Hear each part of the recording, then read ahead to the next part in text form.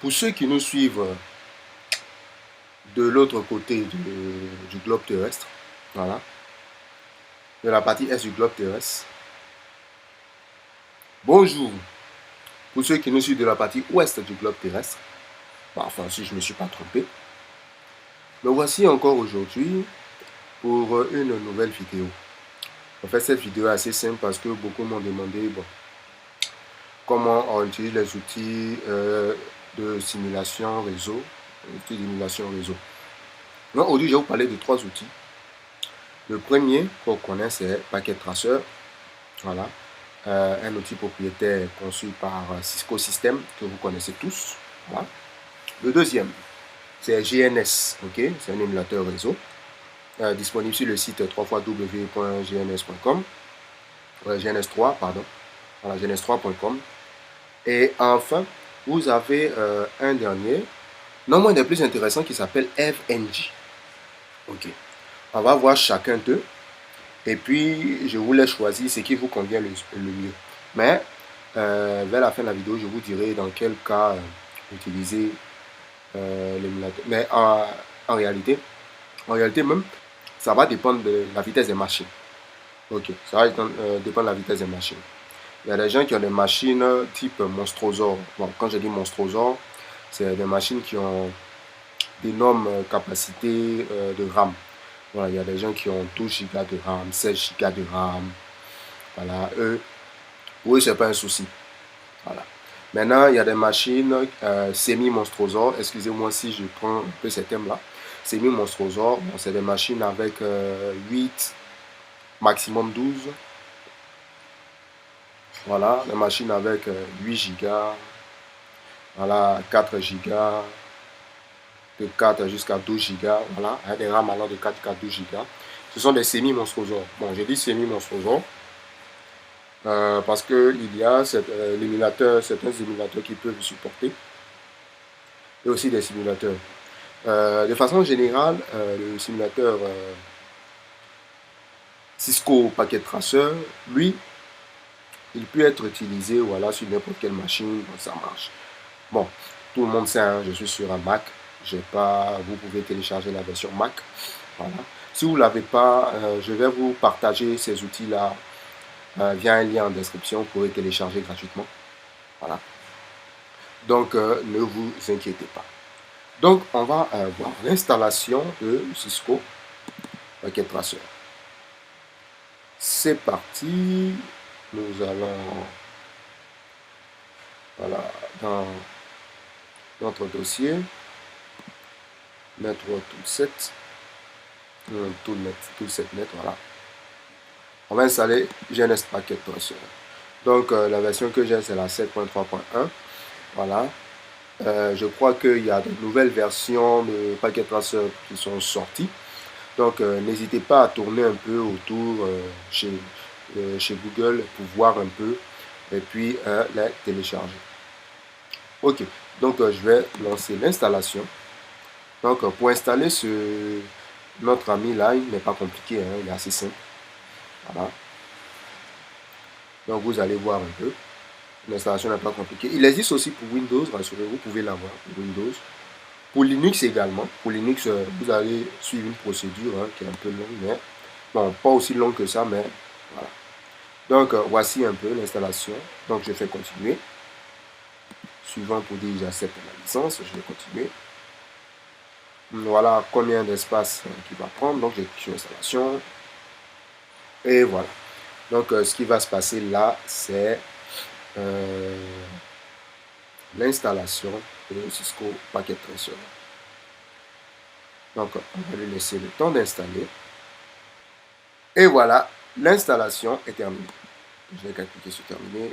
Je ferme ça. Ben voilà, c'est tout. On a installé Cisco Packet Tracer comme ça. Voilà. Il n'est pas compliqué à installer, comme je vous l'ai dit, il est extrêmement simple. Donc ce qu'il faut faire, voilà, voici Cisco Packet Tracer ici. Donc je n'ai qu'à le lancer et vous allez le voir s'afficher sous vos yeux. C'est tout. Sous Windows, c'est la même procédure, hein, voilà, rien ne change. Donc, voici un peu Cisco Packet Tracer. Donc, comme je disais, en ce qui concerne l'application, donc voici un peu à quoi ça ressemble. Ce qui est apparu devant là,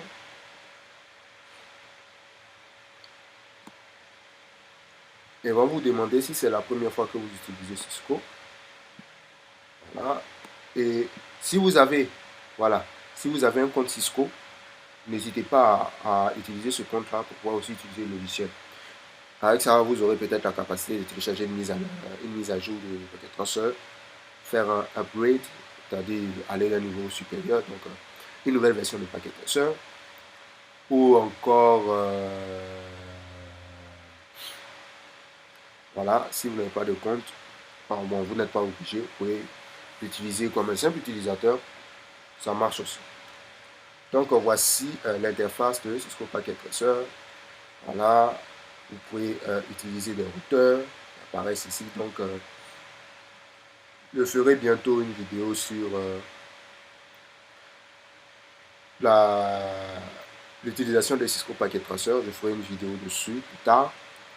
Donc on ne va pas s'y attarder parce qu'il nous reste 2 logiciels à installer. Donc je vais montrer comment on installe ça. Donc les liens, vous les aurez en description, ne vous inquiétez pas. Donc voilà, je vais fermer ceci. Voilà. Et je vais passer à l'installation de GNS 3.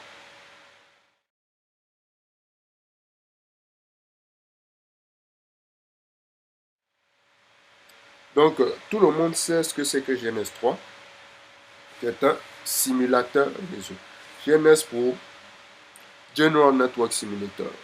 Donc on va installer GNS 3. Voilà, en glissant.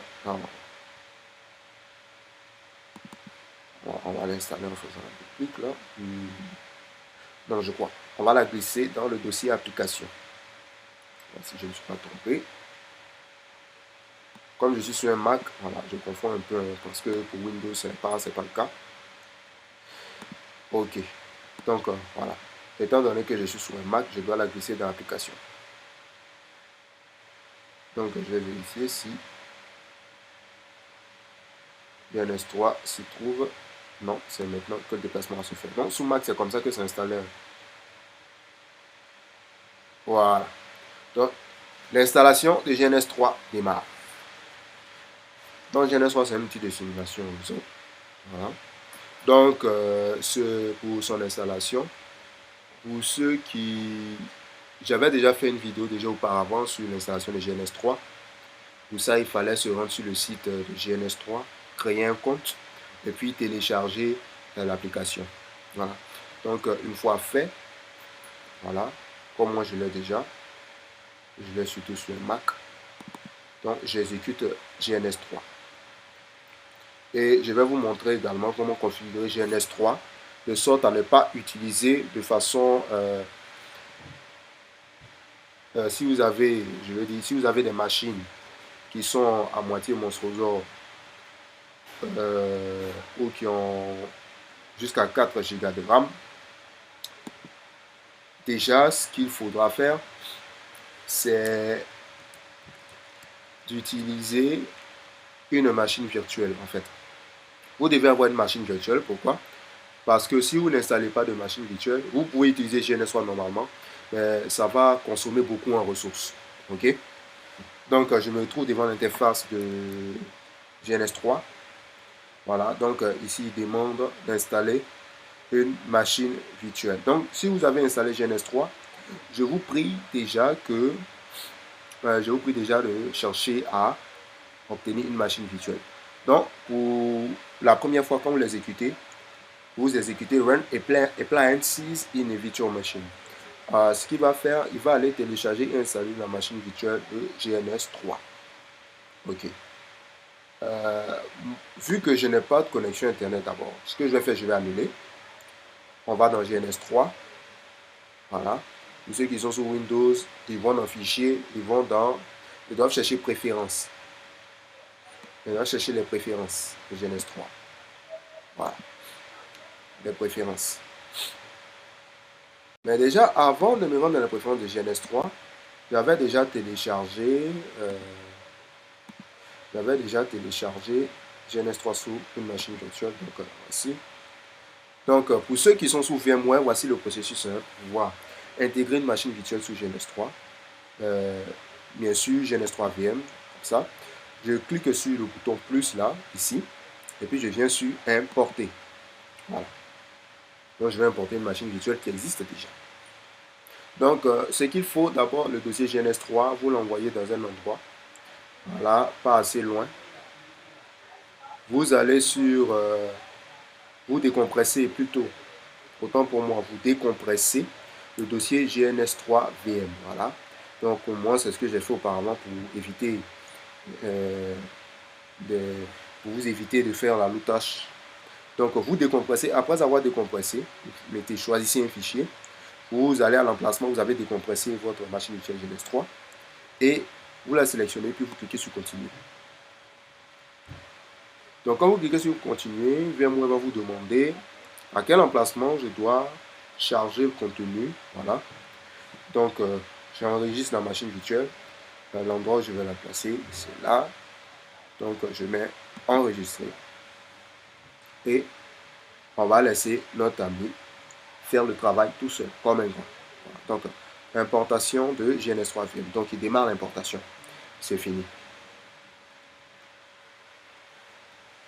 Ok, super. Donc, notre machine virtuelle. Voilà, l'importation. Notre machine virtuelle est prête. Donc, son importation est terminée. Je clique sur le bouton terminer. Et voilà, c'est fait. La mettre à niveau. Il va utiliser Internet. Je ne vais pas la mettre à niveau pour l'instant. Voilà, je pourrais le faire plus tard. Donc déjà, la machine virtuelle va se mettre en marche. Voilà. Et voilà comment elle apparaît.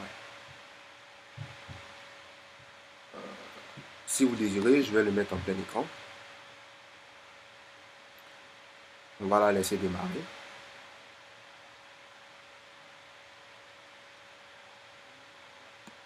Le temps, on va la laisser démarrer. Donc, actuellement, notre machine virtuelle est active. Donc déjà, je maintiens qu'elle utilise 2 Go de RAM. Donc comme je disais tantôt, les monstrosaures, voilà, les machines monstrosaures, ok, jusqu'à 32 Go de RAM. Voilà, bon, là, ils peuvent utiliser GNS3, ils peuvent utiliser Packet Tracer, ils peuvent également utiliser le dernier outil qu'on verra qui s'appelle FNG. Voilà, je vous donnerai en résumé quelques petits détails. Donc voici notre système GNS3 qui va démarrer.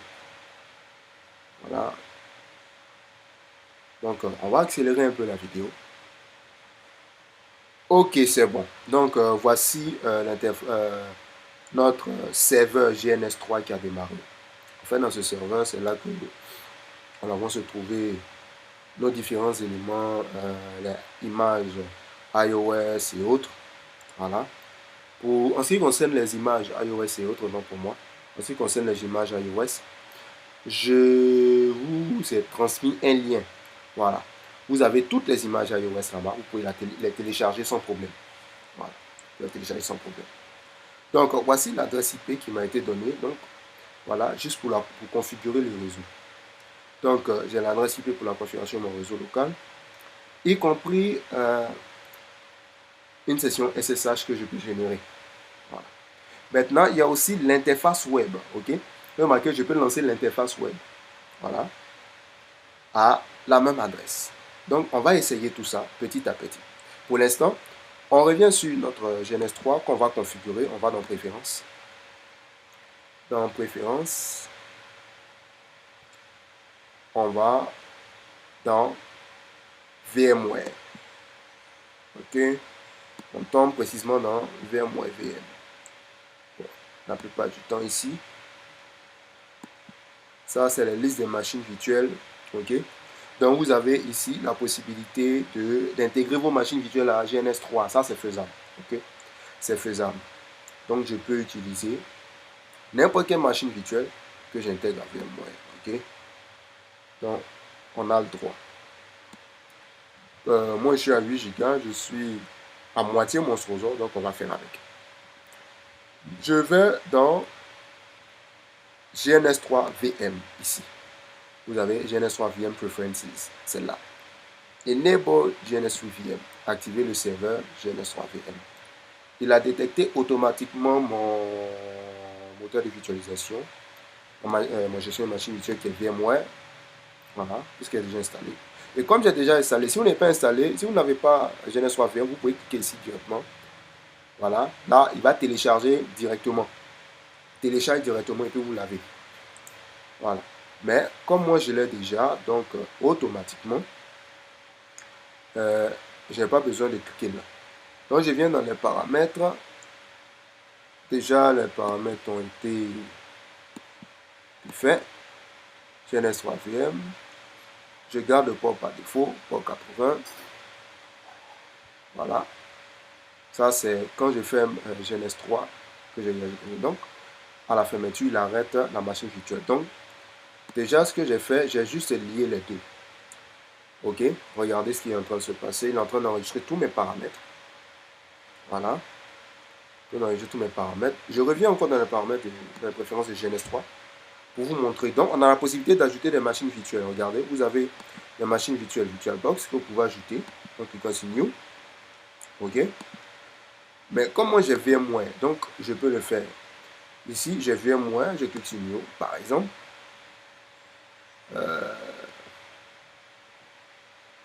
Run this VMware computer, ça c'est normal. Le suivant. Parce que je vais faire tourner ça sur mon ordi. Ici, on a plusieurs choix. Comme je n'ai pas de serveur distant GNS3, donc voilà, je pourrais pas. Je peux le faire comme local. Et je vais utiliser, voilà, je vais utiliser mon bon vieux Parrot. Voilà, c'est une machine virtuelle. Je vais utiliser mon tour, ça me fatigue. Je vais utiliser Parrot. Je fais terminer. Et voilà Parrot qui est créé. C'est fini comme ça, on a créé. Donc je vais faire appliquer. Je vais faire OK. C'est fini. Dans mes machines virtuelles, comme l'écriture apparaît un peu en blanc, voilà, j'ai le processeur de ma machine virtuelle, j'ai le processeur de ma machine locale. Si je vais intégrer une machine, je viens ici. Voilà ma machine virtuelle, autant pour moi, ma machine virtuelle qui apparaît, je peux la faire glisser. Vous l'amenez. Bon, on me demande de créer un projet.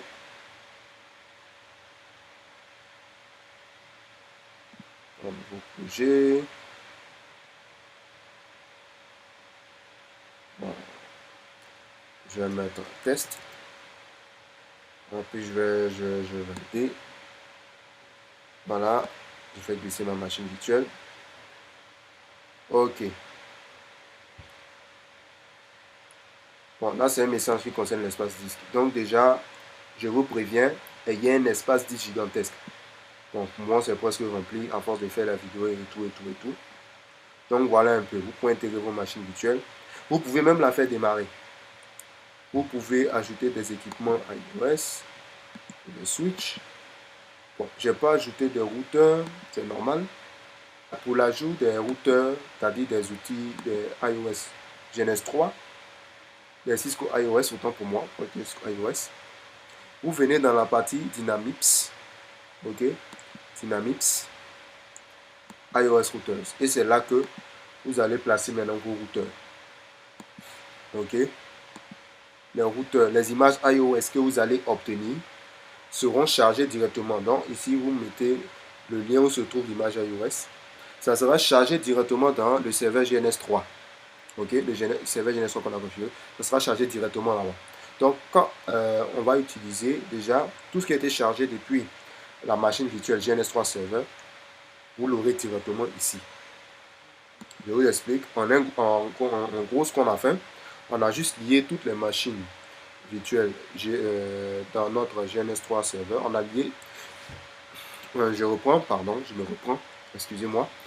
On a tout simplement, première étape pour ça, on fait ce qu'on appelle un upload des machines virtuelles, c'est-à-dire des Cisco iOS, ou ça peut être des Fortinet, des machines de Fortinet, Palo Alto et j'en passe.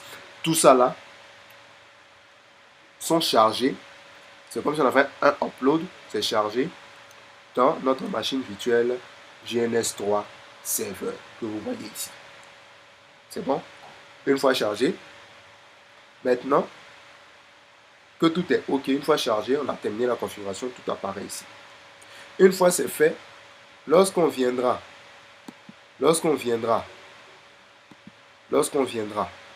dans nos parties en ce qui concerne tous les équipements, routeur, switch et autres, le routeur, le switch, les machines, ainsi de suite, tout va apparaître ici. C'est tout. Tout va apparaître là et il n'y a aucun problème. Donc voilà un peu. C'est tout ce qui va se passer là. Donc voilà ce qui voilà qu'ainsi prend fin la configuration complète de GNS3. Voilà. Ah oui, j'ai oublié.